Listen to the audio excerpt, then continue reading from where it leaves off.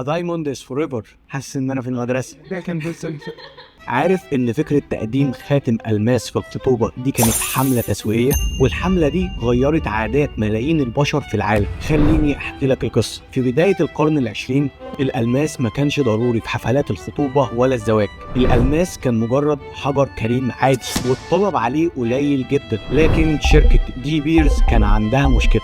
عندهم كميات ضخمة من الألماس لكن محدش بيشتريها. فكروا في حملة إعلانية تغير الثقافة بالكامل، وفي سنة 1947 أطلقوا شعارهم الشهير A Diamond is Forever. الشعار ده كان عبقري لأنه ربط الألماس بالحب الأبدي.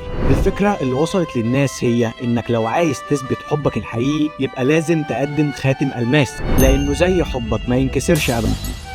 مش بس كده، الحملة كمان أقنعت الناس إن قيمة الخاتم لازم تكون شهرين من مرتب الراجل، والنتيجة إن الطلب على الألماس زاد بشكل ضخم جدا وبقى رمز عالمي للحب والجواز. الفكرة هنا إنك لو عايز تخلق طلب على منتجك مش لازم يكون المنتج أساسي، لكن لو ربطته بفكرة قوية أو حاجة عاطفية عند الناس هتخليهم يشتروا حتى لو المنتج نفسه غالي أو مش ضروري قوي.